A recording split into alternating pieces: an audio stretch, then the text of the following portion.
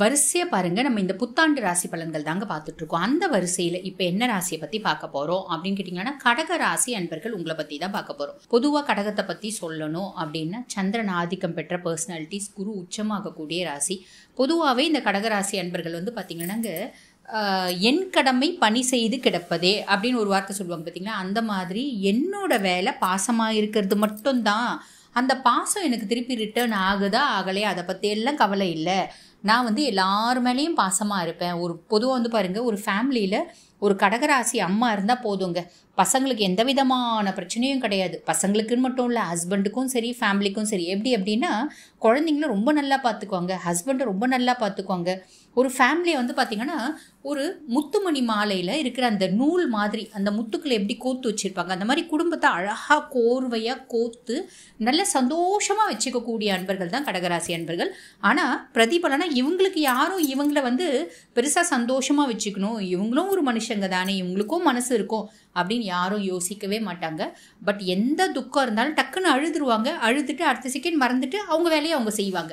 அப்படிப்பட்ட கடகராசி அன்பர்கள் உங்களுக்கு இந்த சனி பகவான் வந்து பாருங்க பாக்கிய சனியாக போகிறார். இவ்வளோ நாளாக வந்து பார்த்திங்கன்னா அஷ்டமத்து சனி, எங்கப்பா அஷ்டமத்து சனியினால் படாத பாடுபட்டாச்சு. மார்ச் 29 தோராயமாக 10 மணிக்கு மேலே வந்து பார்த்திங்கன்னா சனி பகவான் கும்பத்துலேருந்து மீனத்துக்கு பயிற்சி ஆகிறார். இதில் ஃபஸ்ட்டு வந்து பார்த்திங்கன்னா அப்பாடா அப்படின்னு நிம்மதி பெருமூச்சு விட போகிறது யார் அப்படின்னா கடகம். காரணம் என்ன அப்படின்னா, இந்த அஷ்டமத்து சனியில் ஏறக்குறைய இந்த கடந்த 2.5 வருஷமாக இழந்தது அப்படின்றது நிறையங்க, கிடைச்சது அப்படின்றது ஒன்றுமே இல்லை. இழந்தது மானத்தை இழந்தாச்சு, மரியாதை இழந்தாச்சு, வசதி வாய்ப்பு இழந்தாச்சு, சொத்து இழந்தாச்சு, நிறைய ஒய்ஃப் ஹஸ்பண்ட் இழந்தாச்சு, நிறைய ஹஸ்பண்ட் ஒய்ஃப் இழந்தாச்சு. அப்பா அம்மா வந்து பார்த்திங்கன்னா பிள்ளைங்களோட பாசத்தை முழுசும் இழந்தாங்க. பிள்ளைங்களால் கௌரவ குறைவு, பிள்ளைங்களால் குடும்பத்துக்கு வந்து பார்த்திங்கன்னா தலைகுனிவு, பிள்ளைங்களால் சொசைட்டியில் நிறைய கஷ்டம், நிறைய அவமானம், பார்ட்னர்ஸ் ஏமாத்துறது, அண்ணன் தம்பி ஏமாத்துறது, சொந்த மாமியார், சொந்த அப்பா அம்மா கூட பிறந்தவங்க, இப்படி ஏமாற்றங்கள் அப்படின்றத நிறைய சந்திச்சிட்டிங்க. இழக்கிறதுக்கு ஒன்றுமே இல்லைங்க உயிரை தவிர அப்படின்ற நிலமையில தான் கடகம் இருக்கிறீங்க. கவலையே படாதீங்க, இந்த 2025 சூப்பராக இருக்கும். ஏன் அப்படின்னா 8ஆம் பாவத்துலேருந்து சனி பகவான் பாக்கிய சனியாக வராருங்க. பாக்கிய சனியாக வரதுனால சனி பகவான் உங்களை எவ்வளோலாம் கெடுத்தாரு, அந்த மாதிரி அதை மாதிரி 2 மடங்கு உங்களுக்கு நல்லது செஞ்சுடுவார். என்னங்க ஏங்க இப்படி சொல்கிறீங்க, உண்மைதானா அப்படின்னா உண்மைதான். பொதுவாக வந்து பாருங்கள், சனியை பொறுத்த வரைக்கும் அவர் எந்த வேலையில் எந்த இடத்துல அவர் இருக்காரோ, என்ன வேலைக்காக அவர் அந்த இடத்துல உட்கார வச்சுருக்காங்களோ அந்த வேலையை பர்ஃபெக்டாக செய்வார். ஒரே ஒரு நூல் கூட பிழறாமல் செய்வார். சரிங்களா? இப்போ அவர் பாக்கிய சனியாக வந்து உட்கார்றார். அப்போ உங்களுக்கு பாக்கியத்தை கொடுத்தே ஆகணும் அப்படின்றதுல குறிக்கோளாக கம்பல்சரி என்ன உங்களுக்கு பாக்கியம் கொடுக்கணுமோ, அதாவது என்ன வசதி வாய்ப்பு கொடுக்கணுமோ அதை கண்டிப்பாக கொடுத்தே தீவார். உழைப்பு அப்படின்ற ஒன்றுத்தை மட்டும் மூலதனமாக போடுங்க. ஓகேங்களா? நல்ல ஒரு கொஞ்சம் ஸ்மார்ட்டாக கொஞ்சம் பிரெயினியாக திங்க் பண்ணி உழைப்பை மட்டும் மூலதனமாக போட்டிங்கன்னா அதுக்கான பிரதிபலன் யோசிக்கவே யோசிக்காதீங்க. கண்டிப்பாக சனி பகவான் கொடுத்துருவார். புரியுதுங்களா? கிருஷ்ண பரமாத்மா கீதையில் சொன்னது தான் நம்ம ஞாபகம் வச்சுக்கணும். கடமை செய், பலனை எதிர்பார்க்காத. கடமை செய்யுங்க, பலன் சூப்பராக வரும், கவலைப்படாதீங்க. சரிங்களா? இது பாக்கிய சனியாக வரதுனால சனி பகவான் தான் உங்களுக்கு இப்போ நிறைய நல்லது செய்ய போகிறாரு அப்படின்னு சொல்லணும். நெக்ஸ்ட் வந்து பாருங்கள், சனியினோட பார்வை 3ஆம் பாவம், இளைய சகோதர தைரியஸ்தானத்தில் பார்வை. இவ்வளோ நாள் எனக்கு ஒரு உத்வேகமே இல்லைங்க, அடித்து அடித்து அடித்து அடித்து குனிஞ்சு குனிஞ்சு கூனே விழுந்துருச்சுங்க. இந்த 2.5 வருஷ காலகட்டத்தில் பக்காவாக நிமிர்ந்து நிற்பீங்க, கவலையப்படாதீங்க. ஸோ தைரியம் அப்படின்றத சனி பகவானே ஏற்படுத்துவார். அதே மாதிரி உங்களோட சகோதர சகோதரி விஷயமா வந்து பார்த்திங்கன்னா சில பல மனமுட்டங்கள், மன கஷ்டங்கள், மன சஞ்சலங்கள் எல்லாம் இருந்துச்சு பார்த்திங்களா, அதெல்லாம் ஓவர் கம் ஆகிடும். அவரே ஓவர் கம் பண்ணி கொடுப்பார். ஓகேங்களா? அடுத்த 6ஆம் பாவம் ருணரோக சத்ருஸ்தானத்தில் அவரோட பார்வை. ருணரோக சத்ருஸ்தானத்தில் பார்வைன்றதுனால நம்மளுக்கு கொஞ்சம் நாளாகவே வந்து பாருங்கள், இந்த கடகம் நிறைய பேருக்கு முதுகு தண்டுவட பிரச்சனை, டிஸ்க் ப்ரோலாப்ஸ், இந்த ஸ்பாண்டைலைட்டிஸ் இருந்துச்சு, ஆன்குலைசிங் ஸ்பாண்டிலோசிஸ், லம்பார் ஸ்பாண்டிலோசிஸ். இது எல்லாமே என்ன, இதெல்லாம் மெடிக்கல் டெர்மினாலஜி நான் சொல்கிறேன். இடுப்பு வலி, முதுகு தண்டுவட வலி, கழுத்து வலி, சர்விக்கல் ஸ்பாண்டிலோசிஸ், அப்புறம் கால் வந்து பார்த்திங்கன்னா கால் உடஞ்சிடுறது, ராடு வைக்கிறது, முட்டு தேய்மானம், மூட்டு ஆப்ரேஷனு, நுரையீரல் சார்ந்த பிரச்சனைகள், இப்படி ஏகப்பட்டது இருந்துச்சு பார்த்தீங்களா. அது எல்லாமே தீர்வு அவரே கொடுத்துருவார், கவலையப்பட வேண்டாம். ஓகேங்களா? அதே மாதிரி கடன், அங்கங்கே கடன், தனிநபர் கடன், பேங்க்கு கடன், டியூ கட்ட முடியல, இஎம்ஐ கட்ட முடியாமல் கஷ்டப்பட்டது, அதெல்லாம் ஏதோ ஒரு அமௌண்ட்டு, நம்மளோட சொத்து ஏதோ ஒன்று இருக்கும், அதை விற்றுட்டு நம்ம வந்து செட்டில் பண்ணுற மாதிரி இருக்கும். ஏதோ ஒரு விதத்தில் காசு இல்லை, சொந்தம் பந்தம் அங்காளி பங்காளி யாரோ காசு கொடுப்பாங்க, நம்ம அதை செட்டில் பண்ணுற மாதிரி. ஆக மொத்தம் அவர் தான் கடனை ஏற்படுத்துகிறாரு, அவரே அதை நிவர்த்திக்கான வழியை ஏற்படுத்திடுவார், கவலைப்பட வேண்டாம். நோயில் குறையும், கடன் குறையும், நோயினோட வீரியம் குறையும்.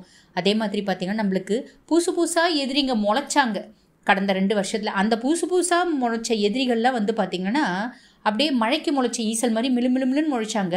அதுக்கப்புறம் அது அப்படியே காணாமல் போயிடும். பார்த்திங்கன்னா அந்த மாதிரி காணாமல் போயிடுவாங்க இந்த 1 வருஷம். கவலைப்பட வேண்டாம். நெக்ஸ்ட் வந்து பாருங்கள், அவரோட பார்வை 11ஆம் பாவம் லாபஸ்தானத்தை பார்க்குறார். செய்கிற தொழிலில் பக்காவான லாபம், பாக்கியத்தையும் கொடுப்பாரு. ஒரு நல்ல தொழில் செய்யறதுக்கான பாக்கியத்தையும் கொடுப்பாரு. அந்த தொழில் நம்ம உழைப்பு அப்படின்ற ஒரு மூலதனத்தை போட்டு செய்யும் போது அதுக்கான ஒரு லாபத்தையும் எக்ஸ்ட்ராடினரியாக கொடுப்பாரு. ஸோ சனி இவ்வளோ விஷயம் செய்வார். நான் சும்மா சொன்னால் நீங்கள் நம்ப மாட்டீங்க, என்னவோ சொல்கிறாங்க எல்லாரும் வந்து அப்படின்வீங்க. அவரோட பார்வை என்ன, அவர் எங்கே இருக்க போகிறாரு, இது எல்லாமே தெளிவாக சொல்லிட்டு இருக்க. சுய ஜாதகத்தில் சனி நல்லா இருந்தால் மட்டும் போதும், அவ்வளோதான். ஓகேங்களா? ஸோ ஒரு வார்த்தை சொல்லுவாங்க பார்த்தீங்களா, எப்பயுமே நம்ம யோசித்தோம், செயல்படணும், செயல் ஆற்றணும் அப்படின்னு முடிவு பண்ணால் ஏதோ ஒரு பாதை தென்படும் அப்படின்னு சொல்லுவாங்க. அந்த மாதிரி பாதை உங்களுக்கு தென்பட்டுடுச்சு, நீங்கள் செயல்படுத்துறதுக்கு மட்டும் ஆயத்தியம் ஆயிக்கோங்க அப்படின்னு தான் சொல்லணும். ஓகேங்களா? நெக்ஸ்ட் வந்து பாருங்கள், நிறைய பேருக்கு ஹெல்பிங் ஹேண்ட் அப்படின்றது கிடைக்குங்க. அந்த ஹெல்பிங் ஹேண்ட் வந்து பார்த்திங்கன்னா குடும்பத்தில் இருக்கலாம், குடும்ப மக்களாக இருக்கலாம், குடும்ப உறுப்பினர்களாக இருக்கலாம், இல்லைனா ஃப்ரெண்ட்ஸாக இருக்கலாம், இல்லைனா வந்து ரிலேட்டிவ்ஸ், அங்காளி பங்காளி, இந்த மாதிரி யாரோ ஒருத்தவங்க கண்டிப்பாக ஹெல்ப் அப்படின்றது கிடைக்கும். ரிலேஷன்ஷிப் கொஞ்ச நாளாகவே ரிலேஷன்ஷிப்பில் வந்து பார்த்திங்கன்னா நிறைய கடகத்துக்கு ப்ராப்ளமேட்டிக்காக போயிட்டுருக்கு. இந்த பொண்ணு இந்த பையனை நம்ம கண்டினியூ பண்ண, அதாவது ஒரு பொண்ணு நினைக்கிது இந்த பையனை நம்ம கண்டினியூ பண்ணாமா வேண்டாமா, இந்த பையன் நினைக்கிறான் இந்த பொண்ணை நம்ம கண்டினியூ பண்ணலாமா வேணாமா, இவ எப்போ பார் சண்டை போடுறாளே, நம்மளுக்கே ஒரு வண்டி பிரச்சனை, இவகிட்ட வந்தால் இவ இன்னும் ஒரு டிப்பர் லாரியை வச்சு அழுற மாதிரி பிரச்சனை பண்ணுறாளே, இவளை வந்து தொடர்ந்தோம் ரிலேஷன்ஷிப் கண்டினியூ பண்ணோம், கல்யாணம் வரைக்கும் கொண்டு போகணும் அப்படின்னா குடும்பத்துக்கு ஒத்து வருவாளா, ஒத்து வர மாட்டாளா? கல்யாணம் பண்ணிக்கினா இந்த பிரச்சனைகள் இன்னும் தொடருமா, இன்னும் அதிகமாகிடுமா? நம்மளே வந்து லவ் அப்படின்றது ஒன்று பண்ணி நம்மளே வந்து ஒரு என்ன சொல்லுவாங்களே, பாழுங்கிணறுல போய் குதிச்ச கதையாக நம்ம வந்து குதிச்சிட்டோமா அப்படின்ற மாதிரிலாம் நிறைய குழப்பங்கள் இருக்குது பார்த்தீங்களா?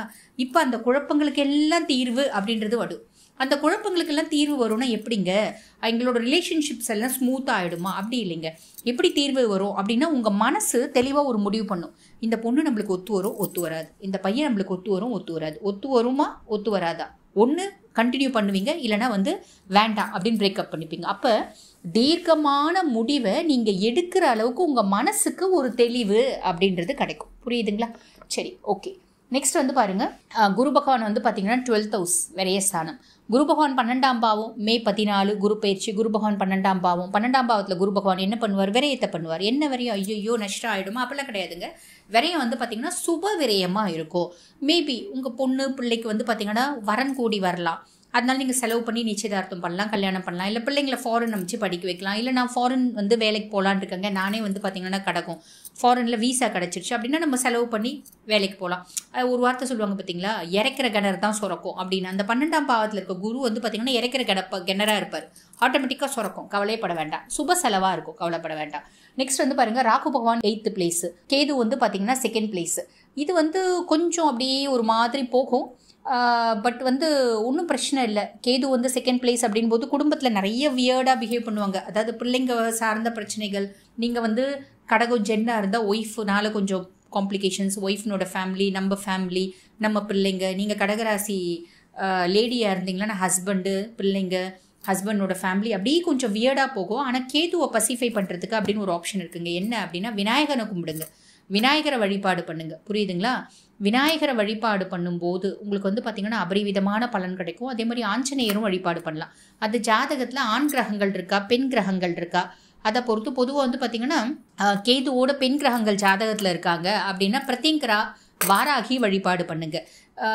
ஜாதகத்தில் வந்து பார்த்திங்கன்னா கேதுவோட ஆண் கிரகங்கள் இருக்காங்க அப்படின்னா, ஃபார் எக்ஸாம்பிள் சனி இருக்காரு அப்படி, இல்லை சூரியன் இருக்காரு, இந்த மாதிரி கிரகங்கள் இருக்காங்க அப்படின்னா நம்ம வந்து பார்த்திங்கன்னா விநாயகரையும் ஹனுமனையும் வழிபாடு பண்ணணும். ஓகேங்களா?